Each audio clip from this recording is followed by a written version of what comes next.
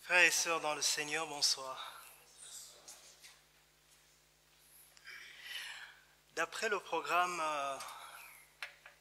des affermissements du vendredi, je devais m'entretenir avec vous sur le thème du royaume de Dieu et de la révélation de Jésus.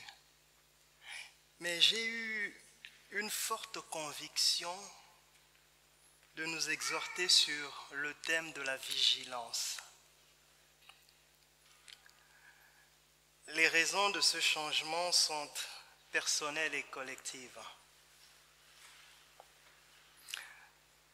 Personnelles parce que depuis quelque temps, je fais face au sommeil spirituel.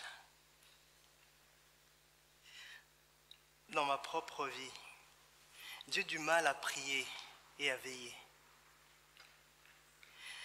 Je le dis sans retenue parce que je crois que ceux qui se mettent là devant vous pour enseigner ne sont pas des donneurs de leçons, mais ce sont des gens qui ont tout autant besoin de la grâce de Dieu que vous.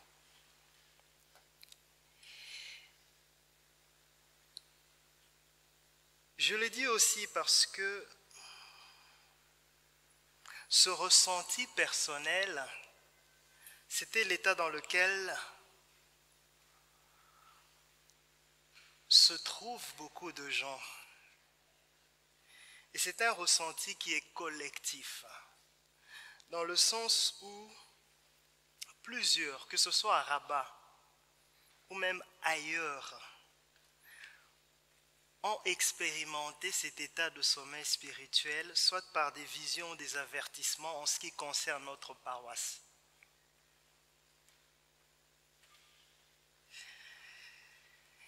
Et je pense que l'exhortation sur la vigilance urge aussi parce que je nous assure que l'application de notre vision annuelle, devenant des disciples accomplis, en dépend fortement. D'ailleurs, notre difficulté de pouvoir mobiliser les frères et les sœurs pour les classes de discipolat et d'affermissement le prouve. Ça montre qu'il faisait un peu beaucoup de temps que nous n'avions pas eu de moment de veillée, de prière dans cette paroisse. Donc nous sommes appelés à veiller justement en vue que cette vision qui est en place puisse trouver des personnes en qui elle peut s'appliquer de manière efficace. Amen. Je commencerai tout d'abord par le plus simple, c'est quoi? Veiller. Veiller veut dire rester éveillé, être vigilant. Veiller, c'est aussi s'empêcher de dormir. C'est filtrer tout ce qui peut s'introduire. C'est exactement ce que font les sentinelles, les gardiens. Ils sont éveillés, ça veut dire qu'ils filtrent tout ce qui peut entrer ou sortir de l'endroit qu'ils sont en train de garder. Et cela demande de la sobriété, c'est-à-dire de la lucidité. On doit être capable de détecter, de reconnaître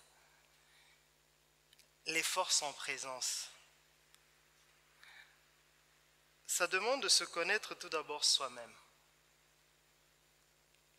Connaître les armes dont nous avons possession et voir dans quelle mesure du possible nous pouvons nous défendre avec ces armes-là. Ça demande aussi de connaître les adversaires, les potentiels adversaires qui peuvent pénétrer dans le domicile que nous sommes censés garder. Ça demande aussi du calme, parce que veiller ne veut pas dire rester un instant. C'est prendre du temps. Et qui dit prendre du temps demande à ce qu'il y ait vraiment de la maîtrise de soi. Et enfin, ça demande de la patience. Il faut rester longtemps les yeux ouverts. Et je pense que cela vaut de même aussi dans le domaine spirituel. Rappelez-vous ce passage dans Matthieu le chapitre 26, du verset 40 au verset 41. Nous pouvons lire ce texte.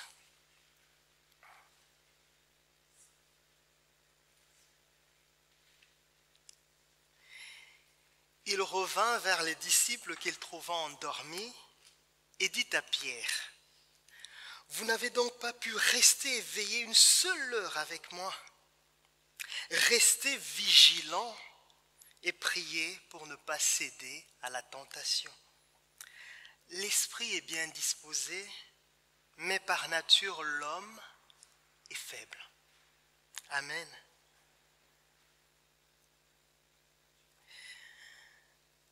Veillez et priez pour ne pas tomber en tentation. Et ce n'est pas pour rien que le Seigneur a commencé tout d'abord par dire veillez et ensuite priez. Je vais essayer de nous le montrer. Comme je disais, veiller, c'est faire preuve de vigilance. Et la vigilance demande deux choses, de la discipline et de la dictature. Écoutez-moi bien, je mâche mes mots, de la dictature. Vous savez, dans le Nouveau Testament, la vigilance est la seule vertu spirituelle où, s'il n'y a pas de dictature ni de discipline, les autres options ne sont pas du tout recommandées.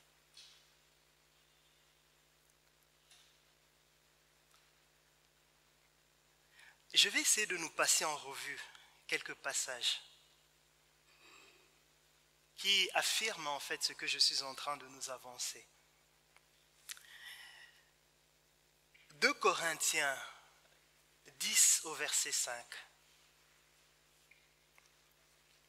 2 Corinthiens 10, 5. Nous lisons.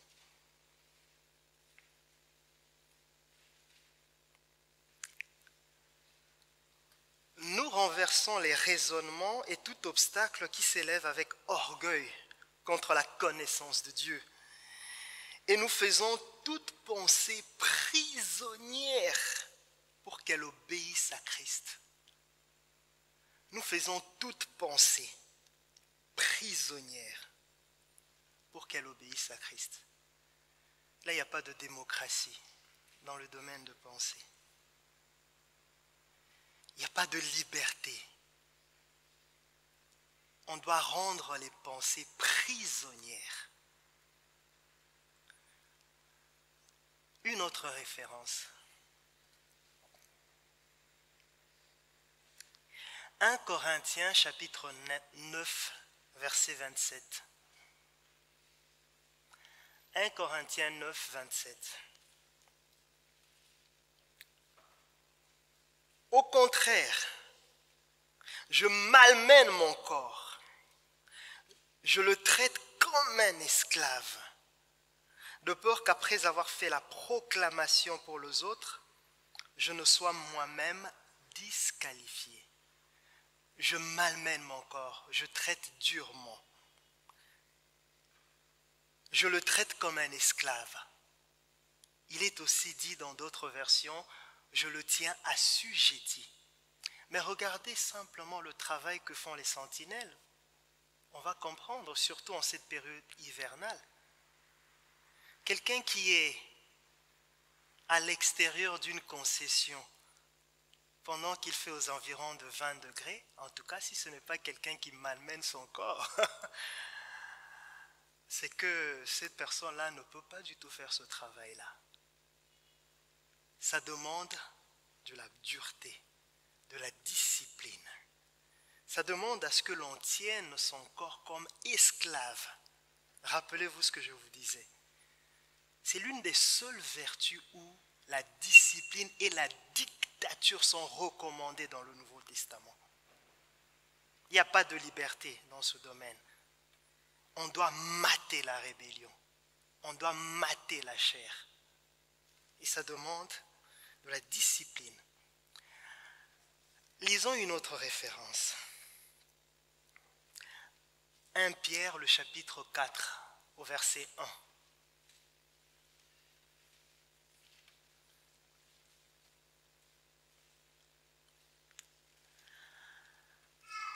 Ainsi donc, puisque Christ a souffert pour nous dans son corps, vous aussi armez-vous de la même pensée.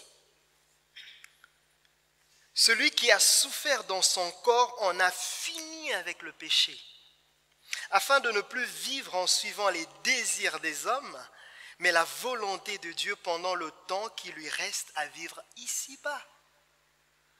Armez-vous de la pensée de quoi ? De souffrir. C'est ça la discipline, c'est de souffrir. De souffrir pourquoi ? Pour ne plus suivre les désirs de la chair. De souffrir pourquoi ? Pour faire la volonté de Dieu pendant le temps du pèlerinage qui nous reste ici-bas. C'est ce que l'apôtre nous dit.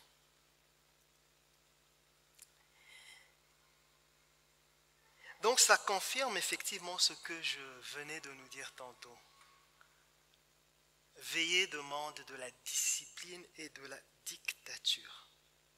Vous savez, on peut se permettre de zapper la prière et ne pas pécher. On peut se permettre de raccourcir notre durée de prière et ne pas pécher. Mais on ne négocie jamais avec la vigilance. On ne peut pas se permettre quoi que ce soit dans le domaine de vigilance. Parce que les désirs de l'homme, ce que la Bible appelle aussi la chair, il n'y a pas de négociation avec cette rébellion-là. On la mate. On la tient assujettie. On la traite durement. On la crucifie. Et ce qui est problématique avec cette chair, elle ressemble un peu à un zombie, si vous suivez les films. Elle peut ressurgir, je nous assure, au moment où l'on pense s'être débarrassé d'elle. Prenons le cas de Jésus. La Bible nous dit ceci, c'est que rempli du Saint-Esprit, Jésus est poussé dans le désert pour être tenté. Imaginez-vous que tout se passe bien jusqu'au 40e jour.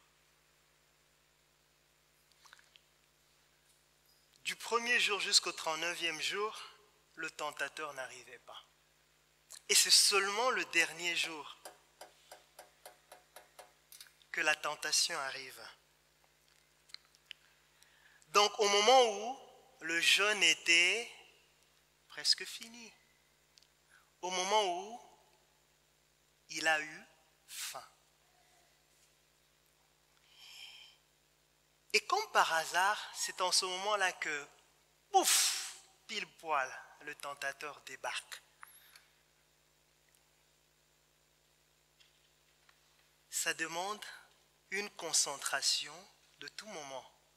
On peut être concentré pendant 39 jours, mais quand on n'est plus concentré le 40e jour, beaucoup de choses peuvent passer et beaucoup de choses peuvent faire en sorte que tout ce que vous aviez capitalisé pendant les 39 jours tombe en château de sable.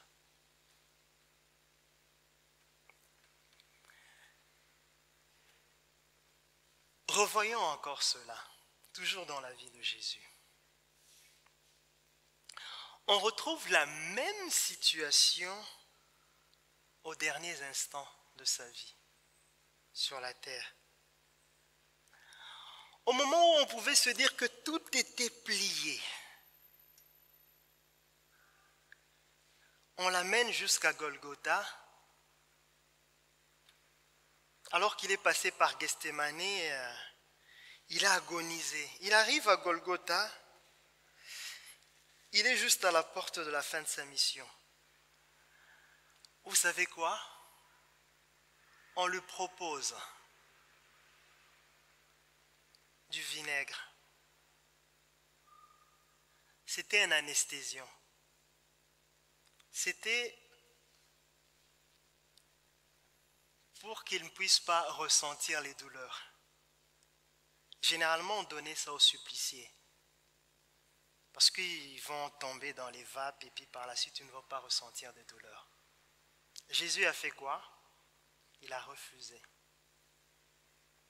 Parce qu'il voulait être lucide, consommer totalement ses souffrances. Et ce n'est pas fini. Au moment où il s'apprête à expirer, si tu es le Fils de Dieu, tiens, cette formulation ne vous rappelle pas quelque chose? Le 40e jour de la tentation dans le désert, descend de cette croix. Vous voyez, jusqu'aux derniers instants de la vie de Jésus, il fallait qu'il reste en mode vigilance, en éveil, en vigipirate, en état d'urgence. Et généralement, lorsque un État est en état d'urgence, en ce moment-là, votre liberté personnelle n'est plus ce qui prime, n'est-ce pas? C'est plutôt la sécurité. Ça veut dire que si l'on demande aux gens de ne pas sortir après 18 heures et que le pays est en état d'urgence, sachez que si vous sortez après 18 heures, on peut vous confondre à l'ennemi. Et en ce moment-là, l'État se donne tous les droits de vous abattre comme un ennemi, n'est-ce pas? Parce qu'on est en état d'urgence. Et c'est ça, veiller. Jusqu'à la fin de sa vie, Jésus devait rester en état d'urgence. Parce que le moindre instant sans veiller nous fait perdre tous les instants où l'on est resté en train de veiller. Et souvent, c'est quand on se dit que tout est plié. C'est comme dans un langage footballistique, je dirais, des Congolais. C'est en ce moment-là que le diable peut intervenir comme Nzombo le soir.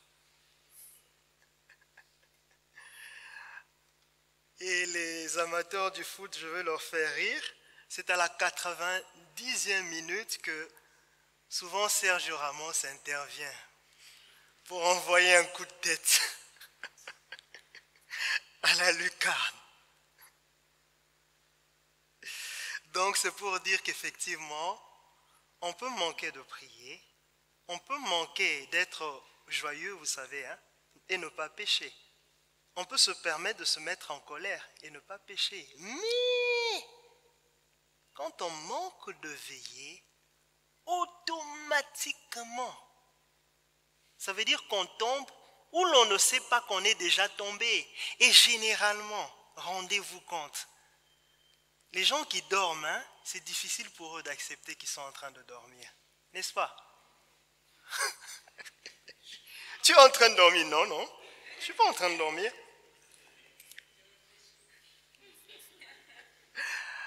Ça va, ça nous arrive, n'est-ce pas? C'est exactement ça. En fait, dans ce domaine-là, nous n'aurons que notre repos au ciel. Parce que le problème, c'est quoi? C'est parce que nous avons la chair. Et la chair, elle est comme un zombie. Hein?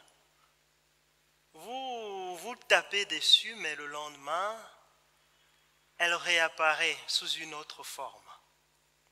Donc c'est pourquoi on a besoin, il n'y a pas de négociation, c'est de la dictature. On a besoin de la mater.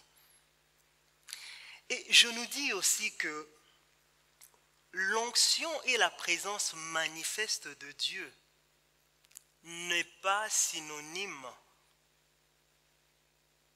de manque de vigilance.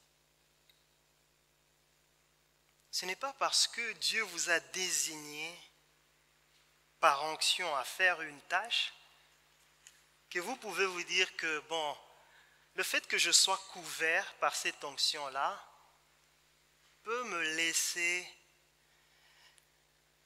sommeiller. Non. Ce n'est pas non plus parce que la présence de Dieu est là forte quelque part qu'on peut se permettre de ne pas veiller. Je nous donne l'exemple de Pierre. Il a été oint pour être le chef des apôtres. Pierre, vous savez, il a passé presque 3 années de sa vie à manger avec Jésus, à dormir à côté de lui, à parler avec lui, à faire presque tout avec Jésus. Mais pendant qu'il était dans la présence du Seigneur, des fois, ça ne vous arrive pas de vous sentir un peu, se dire, oh, si j'étais avec Jésus à côté de lui. Malgré qu'il était dans la présence permanente du Seigneur pendant presque 3 ans de sa vie, malgré qu'il avait été oint, choisi par le Seigneur pour être le chef de ses disciples, Pierre a sommeillé à un moment donné de sa vie. Et il a sommeillé pendant que le Seigneur était comment? Présent. Donc la présence du Seigneur n'exclut pas la vigilance. Et il s'est retrouvé en train de dormir. Le Seigneur est venu lui dire qu'il est en train de dormir. Le Seigneur a essayé de le réveiller à 3 reprises, mais il n'a pas tenu. Mais est-ce que vous pensez vraiment que la présence de Dieu peut nous épargner à nous de ne pas sommeiller? Si Pierre était à côté de Jésus, la présence de Jésus ne l'a pas empêché de dormir. Et en combien plus forte raison, nous.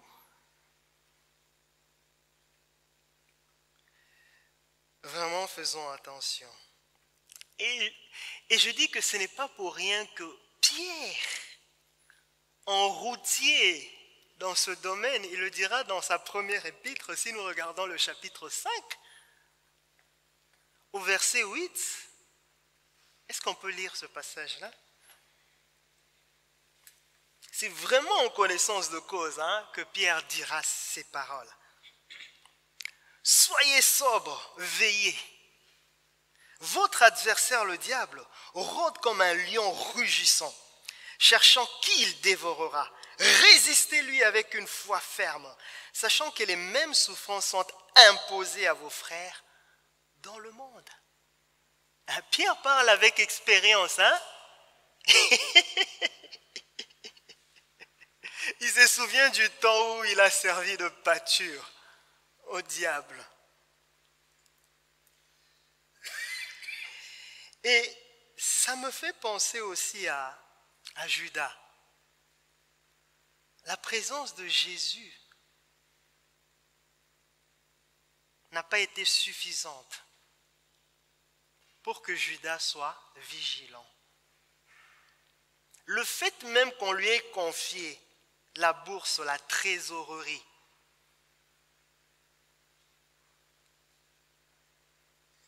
et à la petite et moyenne entreprise de Jésus n'a pas été suffisant pour qu'il sommeille. Donc, croyez-moi, ce n'est pas parce qu'on vous a confié une tâche de service à l'église que vous pouvez vous dire que c'est suffisant. À tout moment, le sommeil peut arriver. En fait, vraiment veiller, ça commence tout d'abord sur soi-même.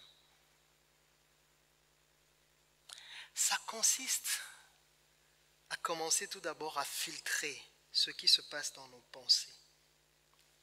Sélectionner tout ce que l'on peut admettre ou ne pas admettre. Exactement comme le gardien. Il sélectionne qui peut entrer et qui ne peut pas entrer. Et pour cela, il faut qu'on soit doté des armes pour se défendre. Et je dis que ce passage de Paul aux Philippiens doit nous servir vraiment comme un des passages de référence dans ce domaine-là, de veiller. Philippiens, le chapitre 4, verset 8.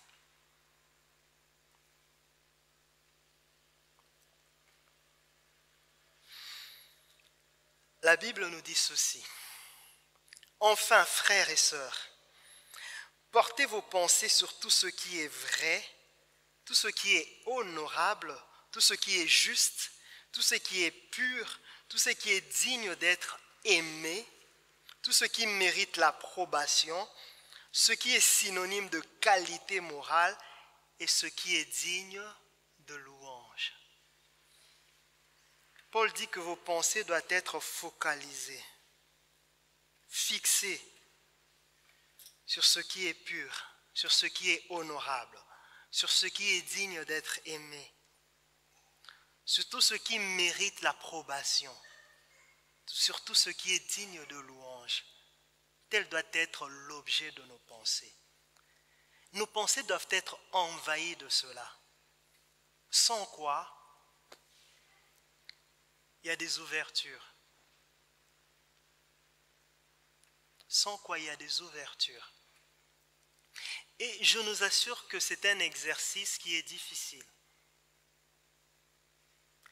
Parce que si vous commencez à veiller à chaque instant sur vos pensées, vous vous rendrez compte que presque toutes les secondes ou les minutes, on les passe sur des choses qui ne sont pas dignes de louange, sur des choses qui ne sont pas pures. C'est vraiment un travail d'assujettissement, de dictature. Je maintiens captif à l'obéissance du Christ. Que tu le veuilles ou pas, tu dois être maintenu captif. C'est vraiment ce que nous devons adresser comme message à nos pensées. Et ça, vraiment, je suis désolé, le Saint-Esprit ne va pas faire ça à notre place. Le Saint-Esprit, lui, nous donne le conseil, comme exactement avec Pierre et les autres disciples. Le Saint-Esprit, c'est la présence spirituelle de Jésus.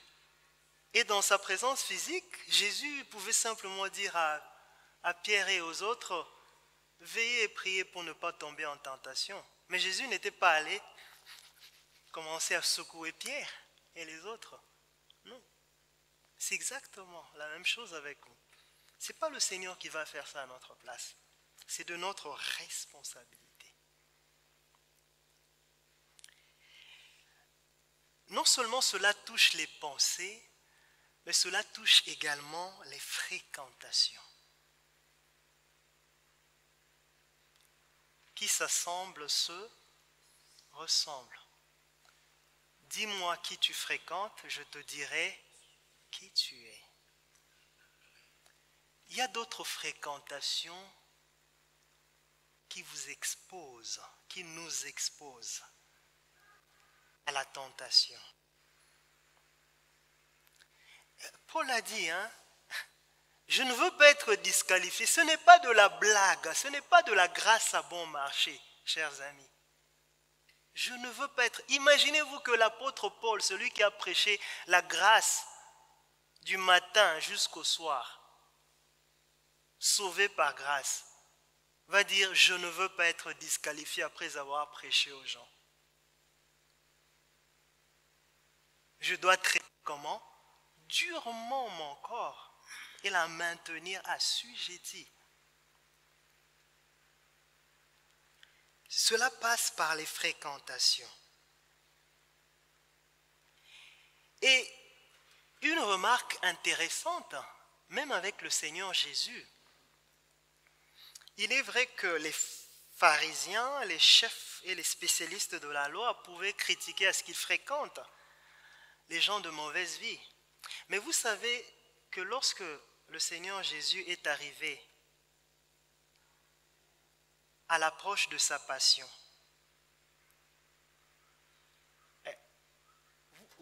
vous n'avez pas du tout constaté que son cercle s'était restreint à l'approche de sa mort, à la veille de sa Pâque. Est-ce que vous avez vu tous les publicains, les prostituées, les gens qui étaient là à côté prendre la Sainte Seine avec lui? Vous voyez cela? Non. Il a simplement demandé à ce que ses plus proches soient avec lui. Et c'est avec eux qu'il était parti à Gethsémane. Donc ça revient à dire que oui, nous vivons dans le monde, dans le milieu professionnel, nous rencontrons tout genre de fréquentation, dans le milieu académique. Mais quand il s'agit de la période où vous vous sentez faible spirituellement, parce que ça arrive, le Seigneur avait senti de la faiblesse. Lisez ce passage et dit, mon âme est triste jusqu'à en mourir, restez ici, veillez avec moi. Veiller, c'est se connaître soi-même. Connaître ses forces et ses faiblesses. Le Seigneur Jésus, son esprit était comment? Bien disposé, mais sa chair, en tant qu'être humain, était faible. Ce n'est pas de la blague, ce n'est pas du théâtre, il pouvait tomber. Il a demandé en ce moment-là qui reste à côté de lui. C'était ses plus proches. Alors posons-nous la question de savoir, à chaque fois que nous sommes faibles spirituellement, qui sont nos fréquentations? J'entends bien ces genres de déclarations. Pourquoi tu ne viens plus à l'église? Pourquoi on ne voit plus? Ah, c'est parce que je traversais des moments difficiles. Vous n'avez jamais entendu ce genre de déclarations? Je voulais rester un peu moi-même dans mon coin le temps que ces choses-là passent. Ah bon? Même le Seigneur Jésus n'a pas voulu rester seul dans son coin pendant ces moments d'épreuve. Qui es-tu? Superman, hein? Il n'existe pas. Du moins dans les fictions. Faisons attention. Pendant nos plus grands moments de faiblesse spirituelle, sachons qui fréquenter. Parce que ce n'est pas de la blague. On risquera d'être disqualifié. Qui que l'on soit. Puisque ceux qui nous le disent, c'est qui? C'est Jésus, ce sont les apôtres. Qui dit mieux? Personne ne peut dire mieux. Donc c'est en connaissance de cause. Donc c'est pour dire qu'effectivement, veiller, c'est une affaire aussi collective. Pour ceux qui regardent par exemple la chaîne National Geographic, vous allez constater qu'un lion n'attaque qu'un troupeau qui est comment? Dispersé. Tant que le troupeau est soudé ensemble, le lion ne peut pas attaquer. Et c'est pourquoi je comprends maintenant en fait ce passage de Pierre, quand il dit veillez et soyez sobres, parce que votre adversaire, le lion, rôde tout autour. Et la première des choses, qu'est-ce qu'il fait? Il rugit. Parce qu'il sait que le rugissement, c'est ce qui fait comment? Disperse. Et après, dispersion, c'est en ce moment-là qu'il attaque les gens qui sont comment? Isolés. C'est aussi la même chose avec le lion. Après rugissement, le lion observe toutes les brebis qui sont comment? Dispersées. Il les attaque de manière isolée. S'il vous plaît, on a beaucoup plus besoin des frères et des sœurs dans le Seigneur quand tout va mal. Ce n'est pas quand tout va bien. Amen.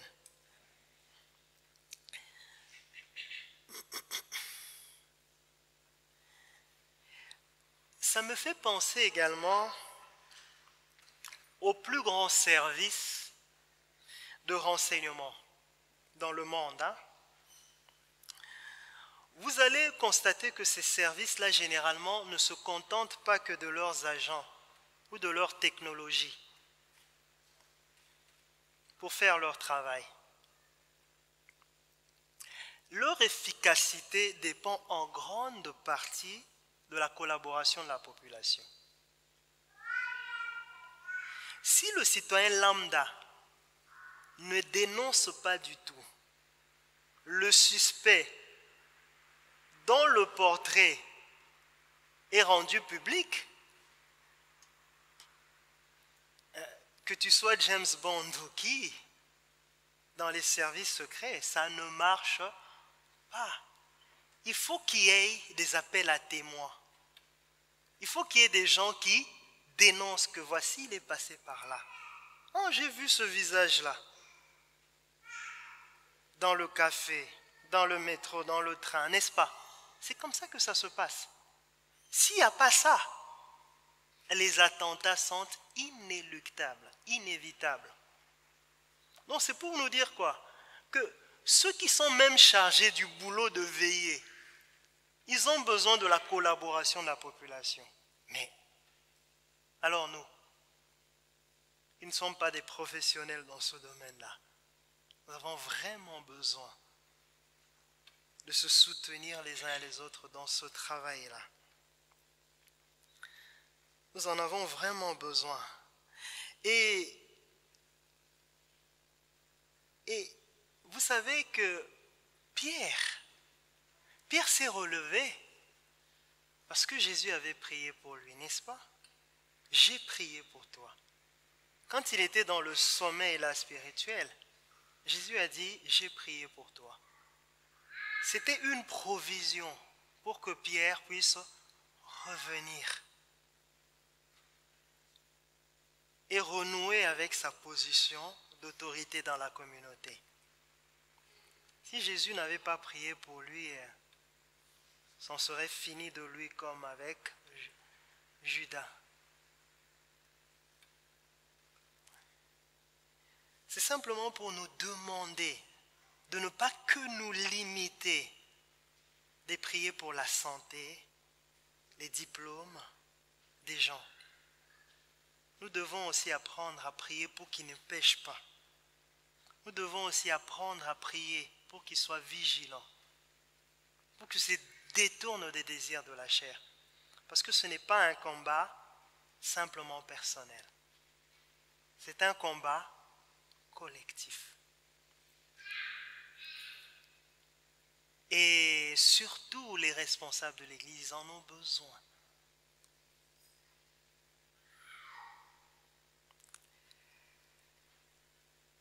Je dirais aussi que plus on veille en fait, plus on affermit notre caractère. Amen. Vous savez, l'onction finira par passer. Les charismes, les manifestations du Saint-Esprit finiront par passer. C'est pourquoi Paul disait que les langues, les prophéties, nos prédications et autres choses finiront comment par passer. Mais qu'est-ce qui va rester à la fin? C'est ce qui fait le caractère. L'espérance la foi et l'amour. Et veiller, ça permet de forger le caractère. Vous savez, les grandes victoires commencent toujours par des petites batailles. Tous les champions le disent, même dans le domaine sportif. Il n'y a pas de surprise pour rester performant. Il peut y avoir une surprise pour une première fois. Pouf, on arrive, on est champion, on prend un titre quelque part. Mais aussitôt qu'on arrive là, ce qui va nous maintenir là, ça ne sera après l'effet de la surprise. Ça sera maintenant l'effet de quoi? Du travail, de la discipline, de l'abnégation. Et c'est également la même chose pour nous. Nous étions dans les ténèbres. Ce n'est pas nous qui avons demandé à Jésus de quitter le ciel pour venir nous sauver. Parce que c'était de sa propre initiative. Il dit d'ailleurs, ce n'est pas vous qui m'avez choisi, mais c'est moi qui vous ai fait comment? Qui vous ai choisi. Mais, puisque nous avons été choisis, nous sommes là au top, il n'y a plus d'excuses. Vous ne pouvez plus donner d'excuses. Vous avez été déjà reconnu champion. Et c'est la réputation du royaume qui est en jeu. Amen. Et cela demande de payer le prix au quotidien. Et généralement, les victoires dans les grandes tentations ne sont pas les effets de surprise. Elles sont les fruits d'une discipline imposée à chaque instant, dans le quotidien.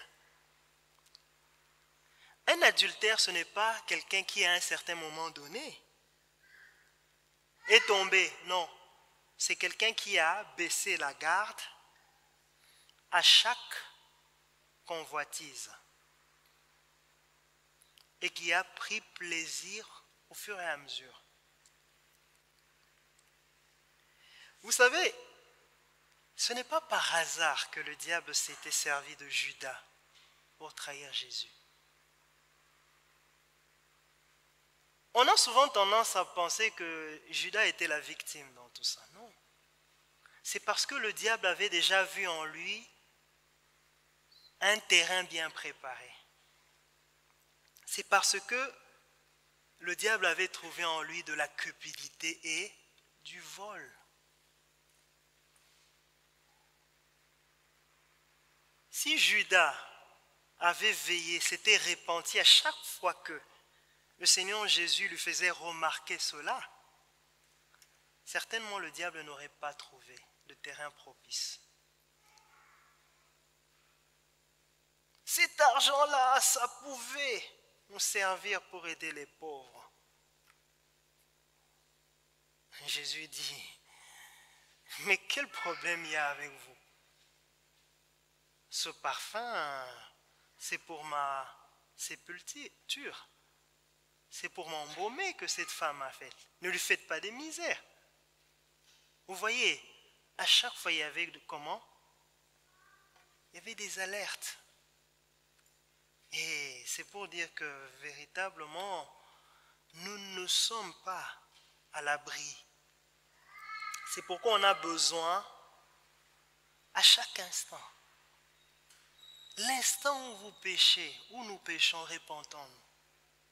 S'il vous plaît, on ne sait jamais. Parce que si par orgueil, vous pensez que vous pouvez tenir tête au diable, c'est que vous ne le connaissez pas encore bien. Et je dirais enfin que notre motivation de veiller doit aussi et surtout être le retour imminent du Seigneur Jésus. Pourquoi ça doit être notre motivation de veiller? Parce que le retour imminent du Seigneur Jésus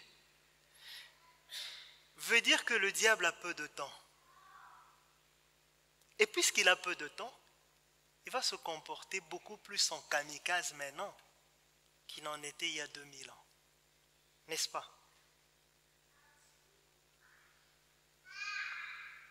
Et c'est pourquoi même que la Bible dit, si ces jours n'étaient pas du tout abrégés, personne ne serait comment? Sauvé. C'est en connaissance de cause que la Bible le dit. Dieu sait qu'il doit abréger les jours.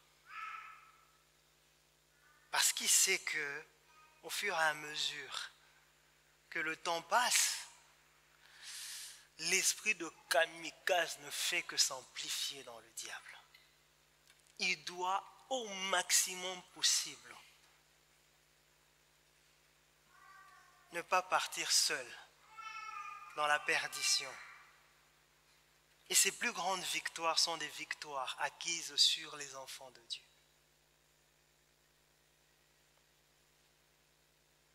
Donc faisons attention. Parce que ce sont seuls ceux qui veillent qui seront enlevés, pris par le Seigneur. Le Seigneur n'a cessé de nous le dire dans plusieurs paraboles. La parabole des vierges.